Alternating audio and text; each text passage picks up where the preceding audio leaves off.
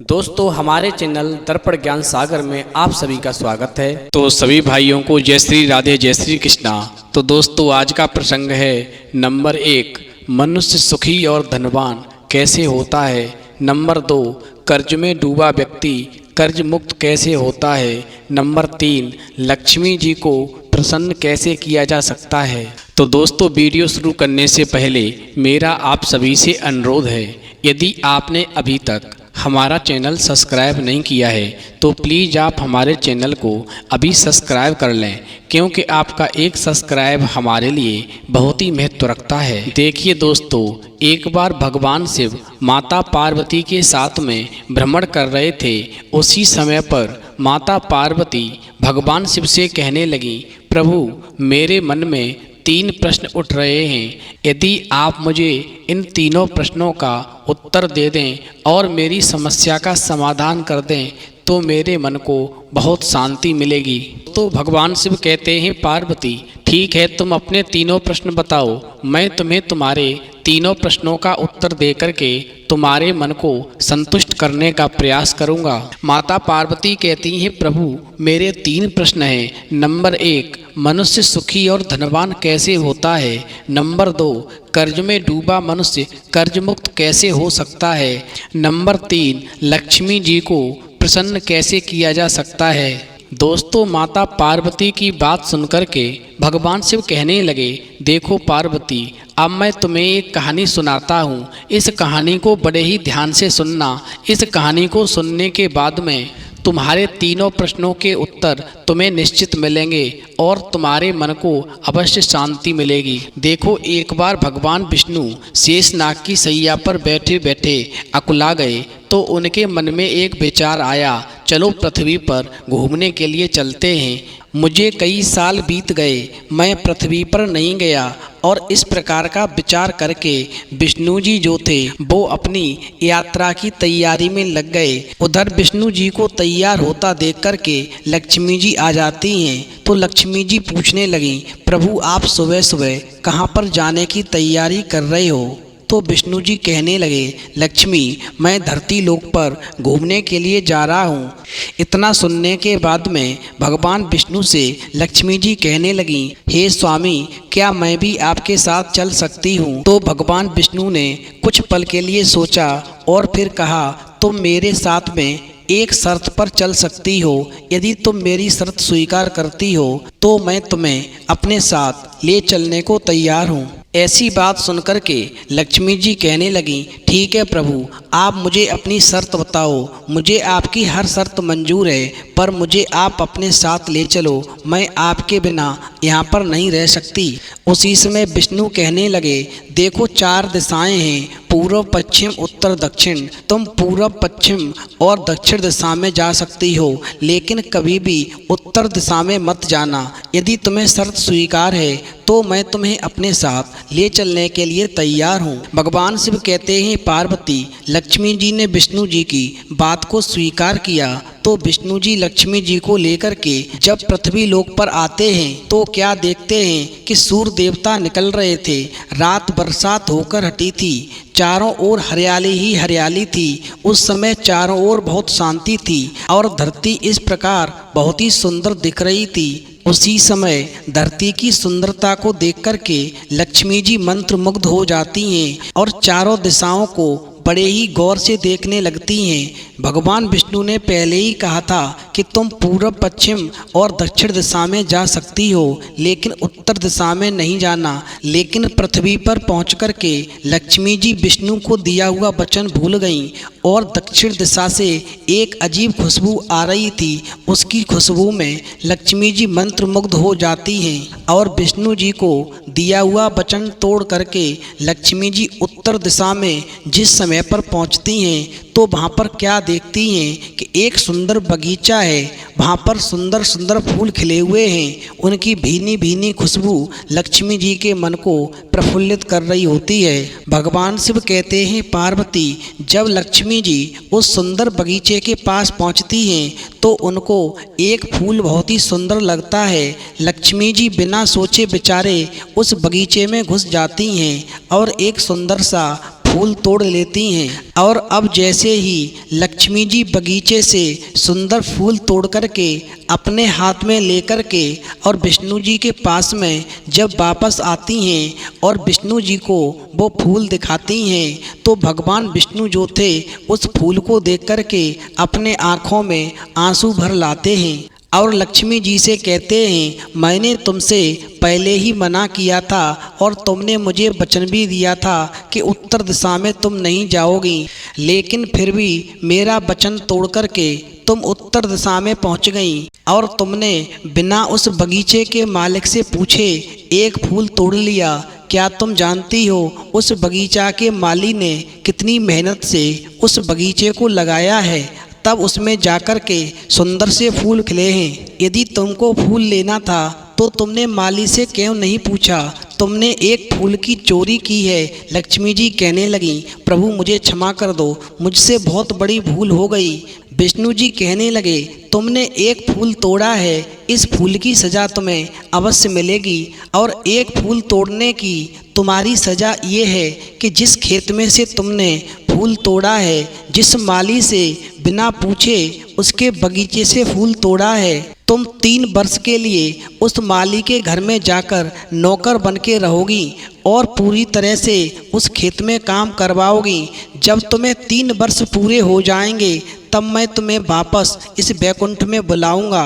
और यदि इन 3 साल की अवधि में तुम्हारी वजह से उस माली को जरा भी परेशानी हुई तो तुम्हारी सज़ा और बढ़ा दी जाएगी। और यदि तुमने बिना गलती किए हुए उस माली का सहयोग किया तो 3 वर्ष पूरे होते ही मैं तुम्हें वैकुंठ में बुला लूँगा। भगवान शिव कहते हैं, पार्वती इस प्रकार से लक्ष्मी जी ने विष्णु जी की आज्ञा का पालन करते हुए हामी भर दी और कहा, ठीक है प्रभु, मैं 3 वर्ष की सज़ा काटने के लिए तैयार हूँ। मुझे क्या मालूम था कि एक फूल की चोरी करने से इतनी बड़ी सज़ा मिलती है। अब लक्ष्मी जी एक गरीब औरत का रूप बना करके और उस माली के घर पर जब पहुंचती है, उधर क्या होता है, वो माली बहुत ही गरीब था। उसके 2 बेटे और 3 बेटियां थीं। सभी परिवार मिलकर के खेतों में फूलों का काम करता था। तब कहीं जाकर के 2 वक्त की रोटी मिल पाती थी। भगवान शिव कहते हैं, पार्वती जैसे ही लक्ष्मी जी गरीब औरत का रूप बना करके उस झोंपड़े के पास पहुंची तो माली निकल करके आया और कहने लगा, बहन तुम कौन हो और इस समय तुम कहां से आई हो? यहाँ पर चारों तरफ जंगल है, तुम्हारी जान को खतरा हो सकता था। तो लक्ष्मी जी कहने लगी, मैं एक गरीब औरत हूँ, मेरी देखभाल करने वाला कोई नहीं है, मैंने कई दिनों से खाना भी नहीं खाया है। यदि मुझे आप अपने यहाँ पर काम दे दो तो मैं तुम्हारे घर का सारा काम कर दिया करूँगी। बस मुझे अपने घर में एक कोने में आसरा दे दो, 2 वक्त की रोटी जैसी भी रूखी सूखी मिले वो खिला दिया करना, मैं वही खाकर खुश रहूँगी। भगवान शिव कहते हैं, पार्वती उधर जो माली था वो गरीब था लेकिन उसका दिल बहुत दयालु था। वो कहने लगा, बहन मेरे 2 बेटे और 3 बेटियां हैं, तुम मेरे घर में आ जाओ। आज से मैं ये समझूंगा कि मेरे 2 बेटे और 3 बेटियों की जगह पर मेरी 4 बेटियां हो गई हैं। जो मेरे 2 बेटे और 3 बेटियां खाएं वही तुम भी खाना, और जब तक तुम्हारा मन करे तब तक तुम हमारी इस झोंपड़ी में रह सकती हो। प्रभु ने मुझे 3 बेटियां दी हैं, यदि इन 3 की जगह 4 बेटियां होती तो भी तो मुझे गुजारा करना होता। अब मैं आज से यही समझूंगा कि प्रभु ने मुझे 3 की जगह 4 बेटियां दी हैं। अब तुम आराम से आ जाओ और इस घर को अपना घर समझो, और जब तक आपका मन करे तब तक आप इस घर में रहो। भगवान शिव कहते हैं, पार्वती जैसे ही उस माली ने लक्ष्मी जी को अपनी झोंपड़ी में शरण दी तो लक्ष्मी जी उस माली के घर में नौकरानी बनकर के और काम करने लगी। खेतों में माली जाता था तो साथ में लक्ष्मी जी काम करने के लिए जाती थीं। जिस दिन लक्ष्मी जी पहली बार खेतों में पहुंची और लौट करके घर वापस आई तो वो माली कहने लगा, बेटी तुम काम मत किया करो, काम हम सब कर लेंगे, तुम हमारी मेहमान हो, तुम आराम से इस घर में रहो। तुमने कभी भी खेतों में काम नहीं किया होगा, तुम्हारे शरीर में दर्द होने लगेगा।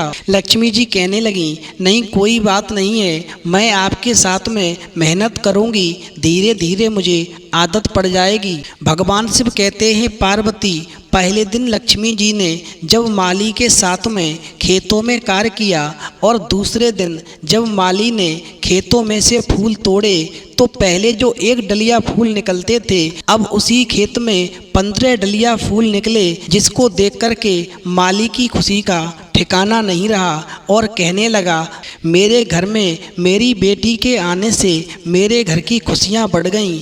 आज हमारे फूलों में बहुत बड़ी पैदावार होने लगी है। और जब वो माली फूलों को लेकर के बाजार बेचने के लिए जाता है तो क्या देखता है कि जो फूलों का भाव था वो भी बहुत बढ़ गया है।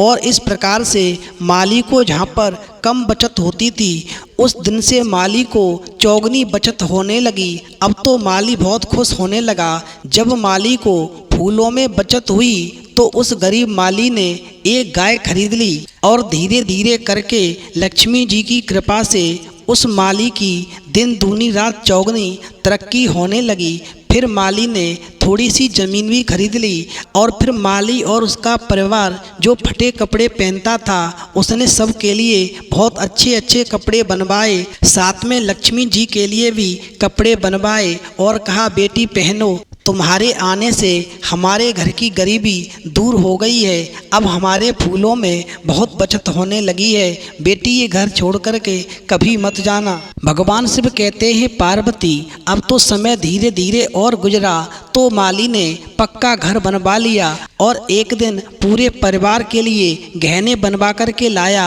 और उसने लक्ष्मी जी को भी गहने दिए और कहा, बेटी अब मेरी 4 बेटियां जब गहने पहनेगी तो मुझे बहुत खुशी होगी। मैं एक एक रोटी के लिए तरसता था, बेटी जिस दिन से तुम मेरे घर में आई हो मेरे घर की बरकत हो गई है, अब ये घर छोड़ कर के तुम कभी मत जाना, रूखी सूखी रोटी अब खाने को नहीं मिलेगी। भगवान शिव कहते हैं, पार्वती वो माली कहता है, मेरे घर में बेटी के रूप में मेरी किस्मत आ गई है। इस प्रकार लक्ष्मी जी को नौकरानी के रूप में कार्य करते करते माली के घर में जब 3 साल पूरे हो जाते हैं तो 3 साल की अवधि पूरी होते ही लक्ष्मी जी खेतों से काम बंद करके और माली से कहती हैं, अब मुझे घर जाना है, आप मुझे आज्ञा दे दो। तो माली कहता है, बेटी तुम घर जाओ, आराम से खाना खाना और आराम करना, मैं भी आपके पीछे आता हूँ। भगवान शिव कहते हैं, पार्वती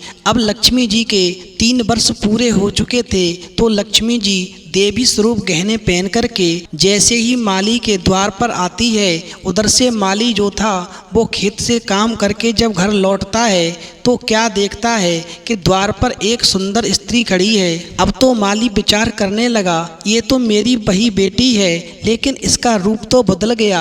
अब मैं समझा ये तो माँ लक्ष्मी है, मुझसे तो बहुत बड़ी भूल हो गई जो मैंने माँ लक्ष्मी से अपने घर में काम करवाया। भगवान शिव कहते हैं, पार्वती जिस समय माली का पूरा परिवार द्वार पर आता है और देवी स्वरूप गहने पहने लक्ष्मी जी को देखता है तो माली हैरान हो जाता है और लक्ष्मी जी के चरणों में गिर जाता है और माफ़ी मांगता है, हे माँ मुझे माफ़ करना, मैंने अनजाने में आपसे घर पे काम करवाया, खेतों में काम करवाया। दोस्तों भगवान शिव कहते हैं, पार्वती लक्ष्मी जी कहने लगी, माली तुम चिंता मत करो, मैंने तुम्हारे खेत से एक फूल बिना तुम्हारे पूछे तोड़ लिया था, बस उसी एक फूल की चोरी की सज़ा मेरे स्वामी ने मुझे दी और तुम्हारे यहाँ पर 3 वर्ष के लिए नौकरानी बना करके इस फूल के बाग में काम करने के लिए भेज दिया। तो वो माली भाग करके गया और जितने भी फूल घर में टूटे हुए थे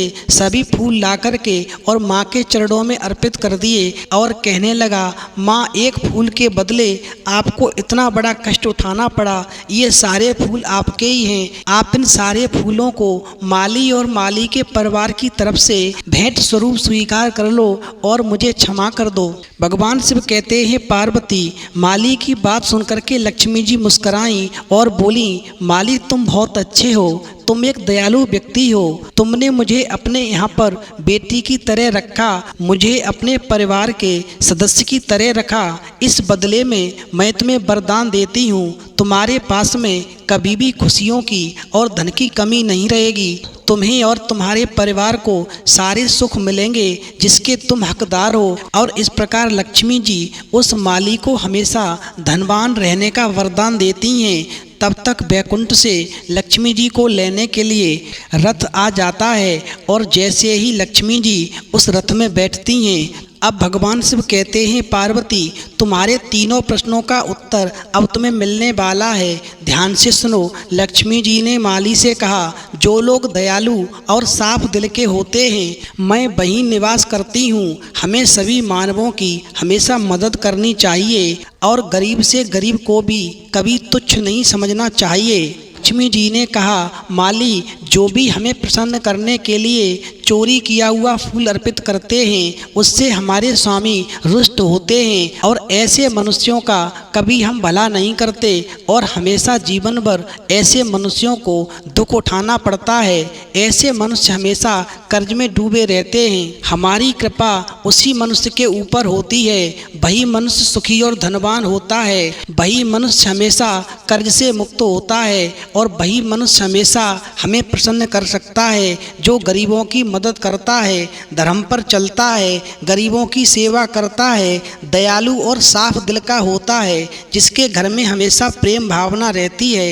और जो पूजा में हमारे लिए फूल अर्पित करता है वो किसी के खेत से चोरी करके नहीं लाता, किसी भी स्थान से चोरी करके नहीं लाता।